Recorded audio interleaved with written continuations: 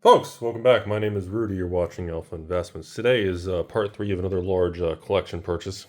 About a week or so ago, we went over the Arabian Nights. A few weeks before that, we went over a complete set of Unlimited. Today, we're going to have a small discussion on antiquities, and then I want to jump over to some questions and answers from you all regarding the revised and the dual lands and some interesting market information and some money that's moving from crypto to magic. I want to kind of go over that. I don't want to say crypto, more like Bitcoin to, not really crypto, just Bitcoin to magic.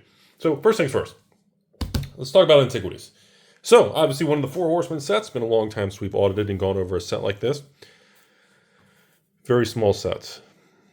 For those of you who don't want to stick around, you're not interested too much, there is still, it's been 2.5 years since 2021. Actually, I guess we're just going to call it 3 years by the time you watch this video. It's been 3 years. We still have no evidence of a bull market in vintage magic. Vintage magic remains the weakest category in the collectible CCG, TCG world. New magic is booming. Sealed product in new magic, bronze era, everything is booming. Pokemon, booming. Scarlet Violet era, Sword and Shield, everything. Flesh and Blood released their third set, 3 sets in a row of home run sets with Rosetta, a good old Misty and heavy hitters, been doing really, really well. Sorcery, they released their obviously their beta and their expansion, doing well.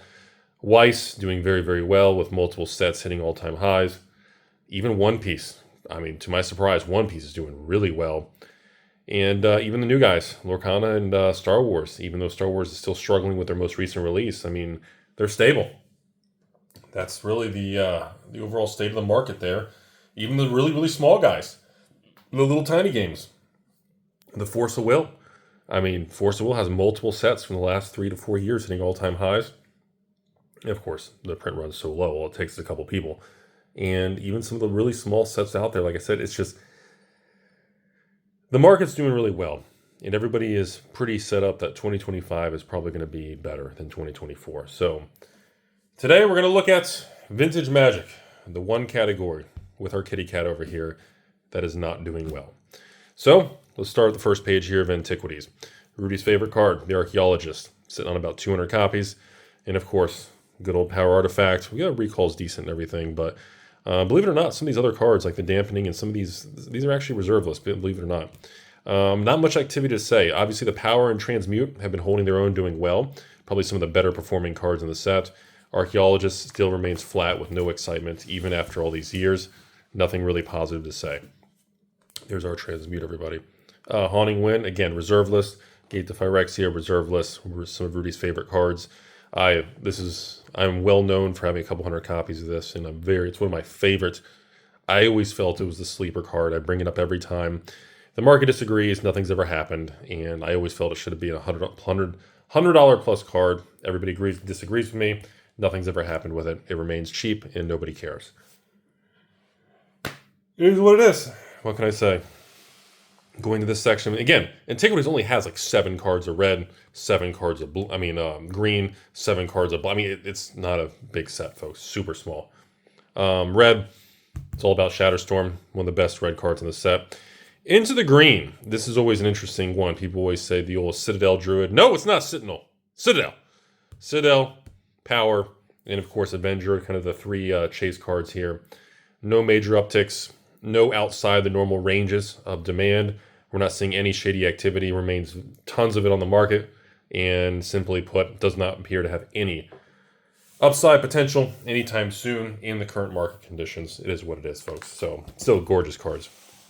All right, so now on this page we have the second heavy hitter big boy of the set, the good old Candelabra of Tawnos. I don't know what to say about it.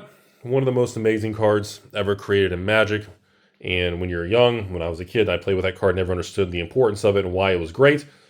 Until I was literally watching an opponent play one time, and they had I don't remember what they had. They had a bunch of colorless mana. I don't remember what they did. They tapped some Moxins, or they tapped like a Soul Ring or multiple Soul Rings we were playing as a kid. And they tapped all their land for like 5 mana. And tapped like 2 Soul Rings or something. I don't remember. This was 20 years ago. And then they pumped it for 4 or 5, untapped all 5 lands, and then kind of controlled the multicolor and the mana and the different things. It was very interesting to see a card like that used in the right hands, because dumb young Timmy Rudy, I didn't understand why that card even means anything. That's why this is one of those cards where a long time ago it was never a heavy hitting card like Black Lotus or, I don't know, Force of Nature or a Shivan Dragon or Royal Assess. This was always kind of a card in the early days. Kind of interesting thing. And then, it's weird that we have like no excitement over a card like that. But like the 10-year chart of like the Altar has a better percentage growth than like the 10-year chart of like a Candelabra. There are weird anomalies in the world like that. Now I said percentage, not raw dollars, like percentage movements. Like I remember when this was like a dollar card. Like literally like a near mint Altar was like $1. I remember that. And on a percentage scale, it's, the 10-year chart is still very attractive compared to some of the other cards. Again, 10-year chart of Candelabra is still good, but it's fascinating to see how time changes the perspective and value of a lot of these. Same thing with Colossus, Over here, what are we looking at? What do you guys want to talk about? Like what? Mite Stone, Meek Stones? I mean, we got the Silex. One of my favorite cards. I did the buyout from an investor many years ago on this channel when I bought a couple hundred copies. And I don't remember what these things were. God, were they even $10 a card or something when I did the buyout from the investor? If you type in the name of this card, the Golgarian Silex on here, hit the Silex space Alpha Investments on YouTube. You'll find the video of that. I don't remember what I paid. You'll have to pull the video. It was probably maybe $10, maybe $15, $20 a card. I don't know what it is today, but it was definitely an interesting thing when I bought out the position from the investor many years ago. I still have the whole block of these things in the vault somewhere, but not a lot to report on. Original printing, Ivory Tower. I mean, all right, on this page, another interesting conversation piece. On this one, you have some of the most playable cards ever, which is going to be your good old Tetris and your Triskelion. Triskelion! And of course, you get the heavy hitters, the Coffin and the Suchis. Sorry, folks. They're legendary. They're iconic. But we are about 3 years with zero growth. Actually, negative growth on many of these cards. 3 years ago, Suchi, Coffin, some of these cards were probably about double what they are today. So I'm not really... I'm trying not to be negative in this video, folks. Okay? But it's difficult because there's nothing positive to report. The market is simply unhappy with vintage Magic post Magic 30. It's I don't know, the curse of Magic 30. I don't know what it's going to take, folks. I'm just sharing that I'm still buying this stuff. I feel like there's always going to be a big group of X amount of thousands of people that love vintage and little private Facebook, MySpace, Backpage, Tinder websites where people buy and sell and trade. But there's no growth. I'm not seeing a huge amount of new people want the product. I'm not seeing buyouts and new capital attacking some of this. I mean, I love making the videos like this, but I feel like, no one watched it. The views on this is going to be super low compared to me discussing all the new stuff and the excitement of Magic and Pokemon. That's what everybody wants to see, 50, 100,000 views on those things. But this is historical, and this is where I think the excitement is, but nobody wants it. And I don't know how many years it's going to take to break this cycle. And many of you all message me all the time, and many of you all think it's going to be 5 to 10 years. And some of you love that. Great. 5 more years of buying old Magic without prices moving, no one cares. Some of you all message me and say, Rudy, the market of vintage is going to turn out of nowhere at some point in time, and no one's going to expect it. Everyone's going to be, oh my God, what happened? How did we get here? Whoa. I'm here to just report what I see. I'm here to share you all that I still buy these massive collections, and I'm here to report to you all. If you want to talk about performance and year-to-date, all these things that I sink money into, all this stuff is by far my worst performing asset class under my portfolio. I'm trying to sound all professional, right? Anyways, I still think I'm going to say it because it's been a long time. We're 10 minutes in. There's probably like 5 people watching. My ex, my mom, my stepsister, and the 3 stepbros are probably the only people watching this video. I still think this stuff's undervalued. I don't think anybody cares. I don't think the prices are going to go up. I'm going to continue to buy it. And maybe I'm just going to be the idiot for the next 5 years when I should be buying all Pokemon boxes and all new Magic collector boxes, because those are the things that just go up easily without even trying. But here we are. Wrapping up antiquities. I know, all you guys want to talk about is a beautiful workshop in the corner. Let's take a look here. Condition-wise, absolutely beautiful. Beautiful, probably near mint light played condition. Not going to be a perfect 10, but easily going to be in the, I see some corner where probably 8s and 9s range. Beautiful workshop. One of the most powerful, iconic pieces of Magic the Gathering history. It's just weird to me. I said this in the Arabian Nights video, and I said this in the Unlimited video. It's weird that you can buy a workshop for what? $2,500? $3,000 for a minty one, maybe? And what does that equal to? 2 Lord of the Rings collector boxes? What, 24 packs of Lord of the Rings is equal to a workshop? Shit's wild, folks. It's wild. All right, that's enough of rambling of antiquities. On the next page, we just got a little, some Tron lands, some leftovers, some strip mines, different art. I mean, there's nothing going on with this stuff. And, of course, in the back here, I wasn't going to really... I'll discuss it real quick. For those of you who don't know what this is, these are book promos. Or some of the original promos of Magic the Gathering. From a I think like 98 or 1997. Oh my God, 94? Really? Are they all 94? No. Is that 94 or 97? 94, holy smokes, Jesus. Oh, okay, that's scary. Book promos are a very interesting thing, especially Arena. Besides the original, obviously you know what I'm going to say, Mana Crypt is the most famous book promo there ever was. There is a handful of other promo cards, the Sewers and Arena, there's the Red Dragon guy, but overall there is no real market for them. There's a lot of them out there. I've had chatter, I've had people message me over the years about, Rudy, I've considered dumping X amount of thousands and buying out the book promos of all the arenas or all the Sewers or anything. The problem with that is the same thing I talked to you all about. During 2021, when the buyout craze was going on and people were talking about buying out anything that's reserve list, and a lot of you all wanted to focus on the cheap cards. Reserve list Ice Age cards.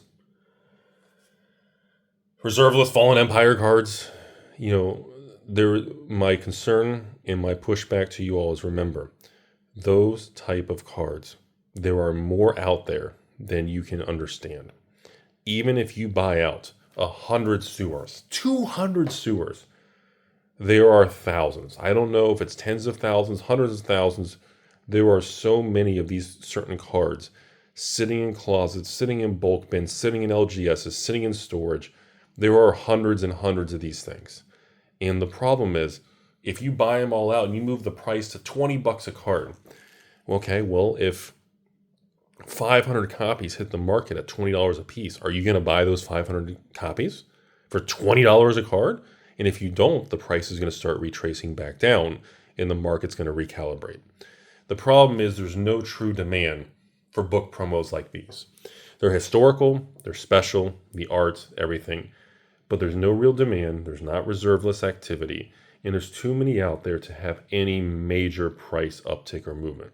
Obviously, the original Mana Crypt book promo is a very unique card that people didn't think was that great at the beginning, and as time went on, people realized the potential of it in certain formats and certain use cases. Overall, if any of these cards actually became popular in some new mechanic or some new synergy, just like Mana Crypt, they would start reprinting it, they would go after these cards. Therefore, yes, these are original printings. And original printings, just like original Mana Crypt, is going to always have value and it's never going to go to zero. But these, I do not classify or label a collectible card like this as an investment, because I don't feel it fits the definition and attributes of that category. Like if you look at an investment, quote unquote, like off camera, here, in the background here, off camera. I want to show you guys something. Hold on. So off camera, let me grab some of these. So off camera here, from another collection. Sorry, it's covered in a lot of dust. I have 2 Beta Illusionary Masks. I consider a card that's this rare. Sorry, all the dust on it. I consider a card this rare and this special to be more of the definition of something that over time is very rare, has special art, is very unique. No matter what, there is not much in the world, and the amount that are left after 30 years is very low, and the people who have them love them. And I feel like as the next 5, 10, 20 years go by, an item like this will drift upwards in value. I feel it has a better definition of slowly repricing or adjusting with inflation or going up in value as the future unfolds, therefore having a better fit to the definition of something that can be held as an asset or some sort of investable definition that can move up in the future.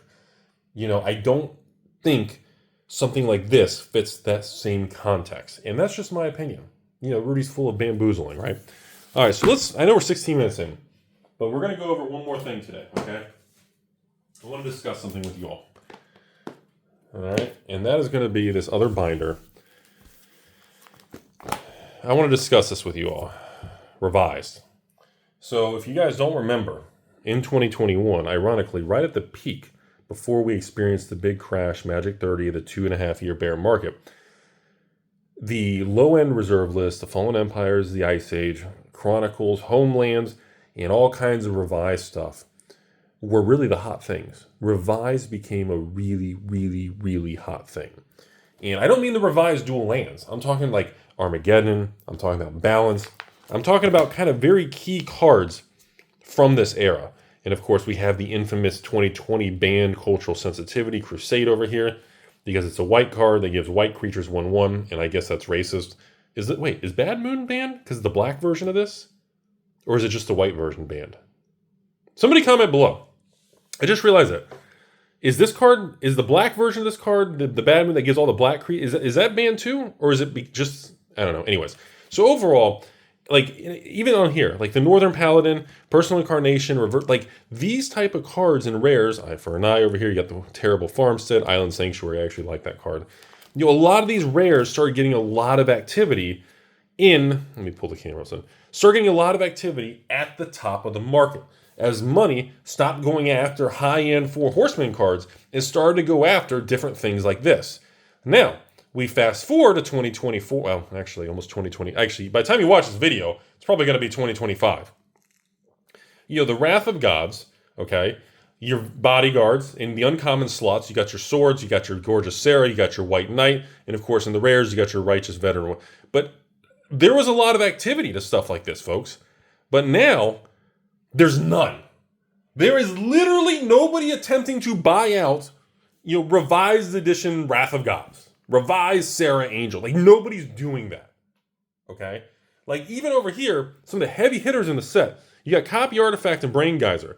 These are the card, you know, these are some of the select cards that were removed from 4th edition after Revised edition because they deemed them as too powerful. So these are more of like the key, whoa. You got the, you know, the Geysers, the Wheel of Fortunes, the copies, even the Bodyguard, and of course dual lands and, you know, things like that were removed from this set as Wizards attempted to adjust their power level and throttle and adjust their reprinted sets and base sets into the future.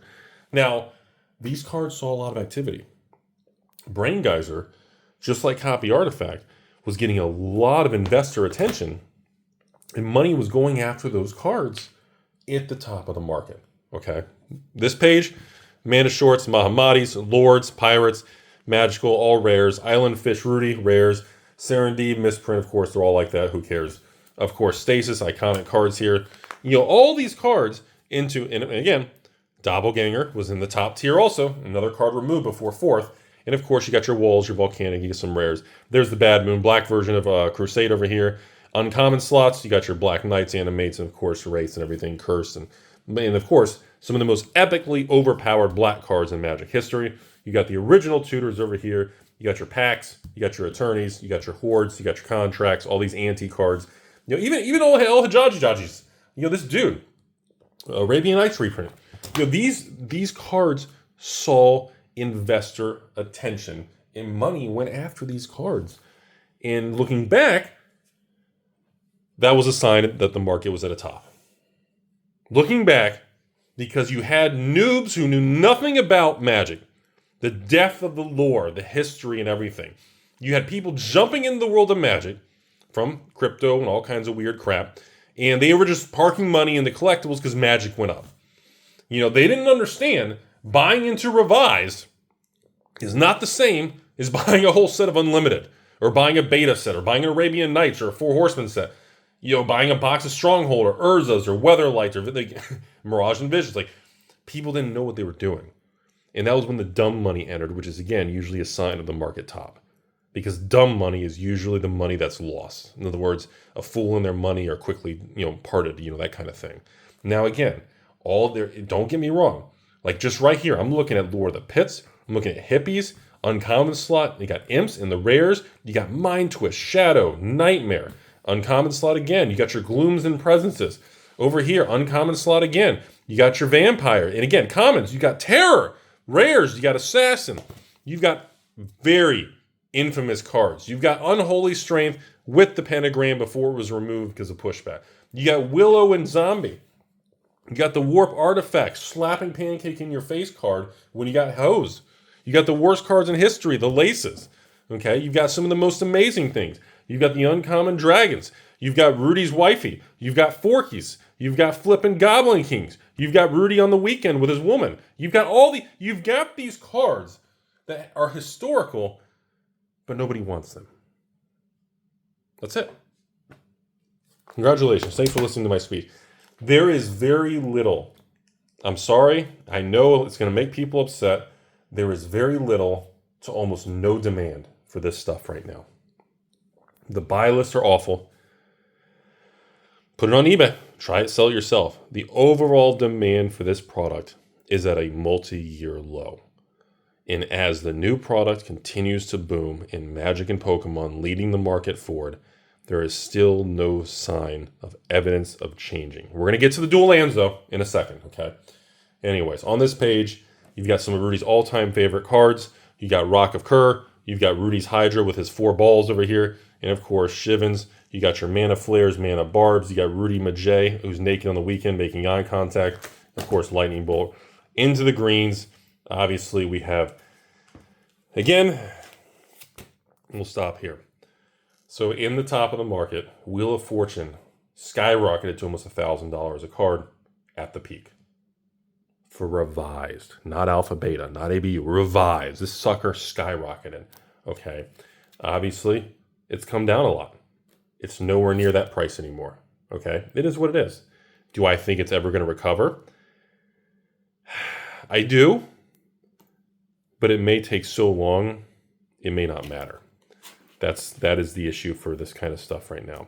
It may take so much time, it's probably not going to matter. Okay? Because Revised was originally known for just the 10 dual lands. Now Revised is known for the 10 dual lands, Wheel of Fortune. You got your blue little, doppelgangers, copy artifact, brain geysers. You got your green, you've got some, the fast bonds, birds and things. But overall, it just is what it is. I'm sorry, even on this page, you got the gorgeous Enchantress, you got regrowths and lands and artifacts, you got the Kudzas over here. I mean, you got original Land of War elves and the artifact. There's no power here. You got Bottle of Slumen. You got your uncommon Basalts, you got your Aladdins, you got your Ankhs, you got your Web up there, you got your Scepters, you got Helms and Howlings, you got, Clockwork Beasts, you got J Mondays, hey, I guess Mana Volt's a thing now for Revised after what happened. Probably a couple $100. You got the old Soul Rings, you got Larry Nevin's disc. You got a lot of things going on here, but it really does come down to this final thing. And that is the 10 dual lands remain they're the only thing that stood the test of time. The blue dual lands, looking at Volcanics, Underground Tundra kind of thing, even Trops, they are actually holding up better than everything else. Now, many of you argue because that's utility. That's what Magic has going versus Pokemon, another thing.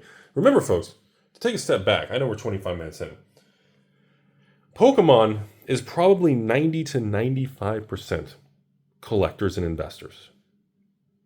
I would say probably of the 95%, I'd probably say 65%. Or you know what? Honestly, if I had to break Pokemon down, 75% collectors, 5 to 10% players, and 10 to 15% investors. Like, I think it's really, and then of course just 5% of random people who buy crap or whatever, you know, just a small percent of people who just randomly buy stuff off shelves, throw them away, kids, whatever, have fun. But Magic is actually going to be pretty, like, I would say Magic's like 75% players, like 20% collectors, and like 5% evil Rudy investors. Like the under the iceberg dynamic of Magic is so different than Pokemon. And that is why I believe we have the blue duels, like even Underground Sea. You go on the card castles, the snowballs, the really awesome stuff, you know, the moon cities. You go to these websites, and a revised Underground Sea in near mint to mint condition is still like $700, $800, $900. The all-time high was $1,000. Like you're talking like within 15% of the all-time high of 3 years ago. And it makes you step back and say, hang on, bro. Hold on, dude. Seriously. Dude darts. Dude.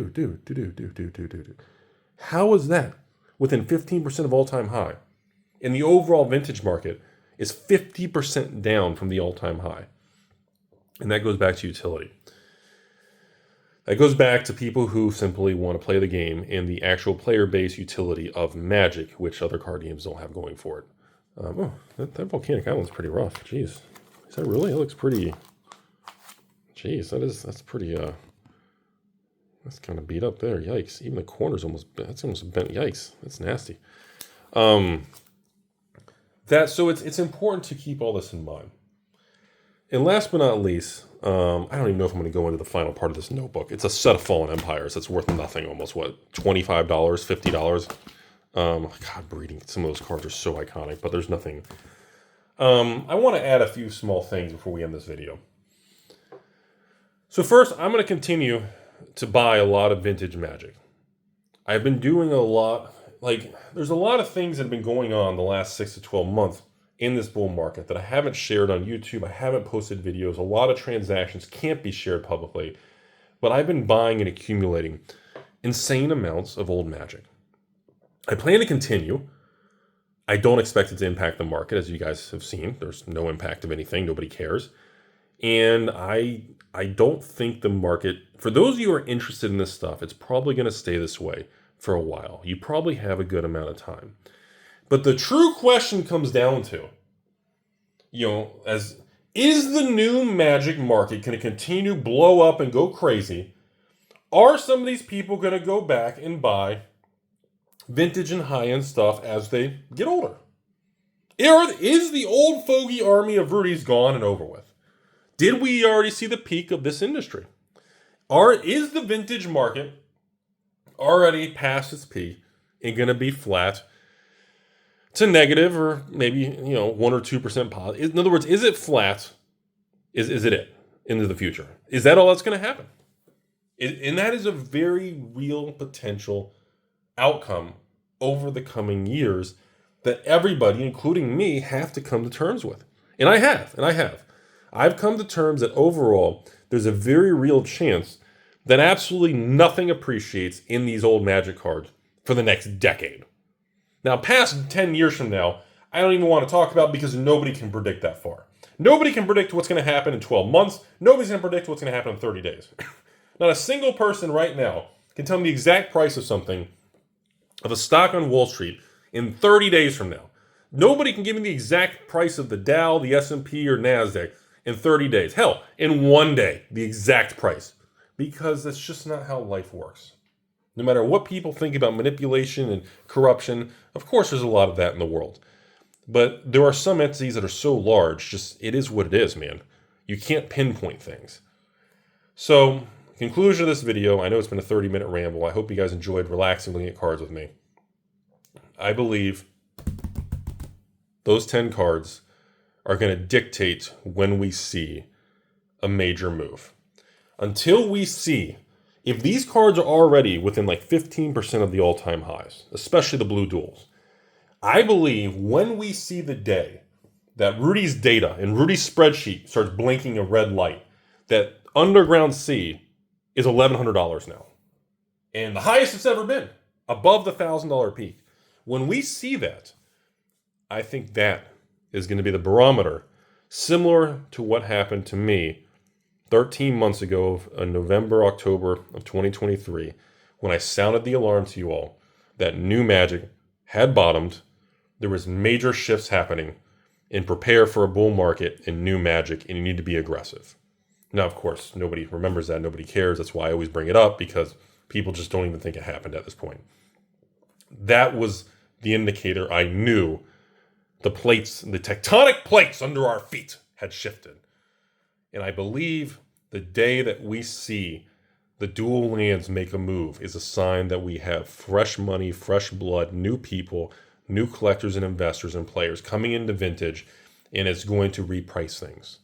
And I think, in my opinion, we could have a decade to wait. I don't know if I'll be on YouTube in another 10 years to even report when that happens, but that's my theory.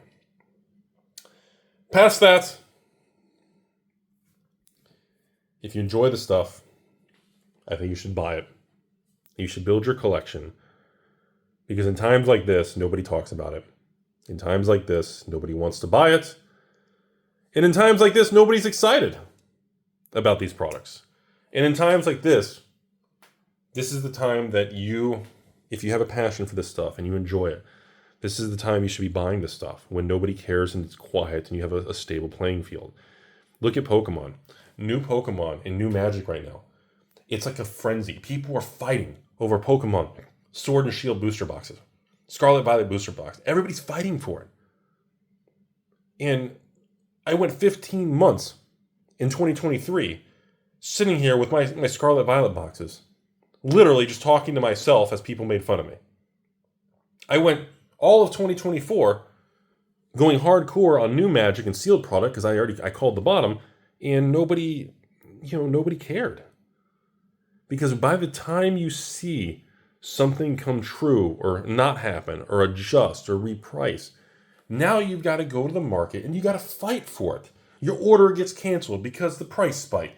It's difficult to get this. You got to negotiate the prices. They're outbidding you. And, when you're into that environment, sure, you got emotion and hype and excitement running, but you're battling to get everything. You got to fight for it. And it doesn't have the same calm, enjoyable experience that, being the Rudy contrarian has when you're doing things. And, that's why I do these videos. That's why I talk about this. Even though, we're focused on all this new stuff and all this craziness happening.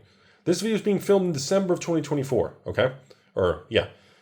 Hopefully you watch it before the new year. And like I said, in the next 30 days, like all patrons, all everybody's excited about right now is the new Magic the Gathering Innistrad Remastered collector boxes, play boxes. People are obsessed with the new Pokemon set coming in a few weeks. We got the new Flesh and Blood set, the end of January. That's super limited, okay? We're talking I found out one pallet. So 176 bundles, limit one per patron. You got to comment on a post. There's going to be 176 copies of, the exclusive slab promo card out in the market on release. So, again, hopefully later on we can get another wave and get a couple hundred more out there. But, this is uncharted territory. This hasn't happened. We don't know how the market's going to value things. We don't know how things are going to adjust. But that's where the excitement is. That's what people are excited about. Even the One Piece stuff. Everything is just exciting. But, right now, you're looking at the area of the market that if you're interested in, you can play with by yourself. You got the whole thing to yourself. And if you just want to free up this capital, and again, just like this individual sold me this collection, he used all the money. I don't remember what I paid. It was tens of thousands. It was $30,000, $40,000 I paid for this.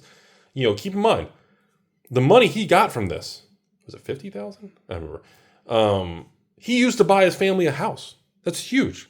And many of you out there are contacting me to sell me these old collections, AlphainvestmentsLLC at gmail.com.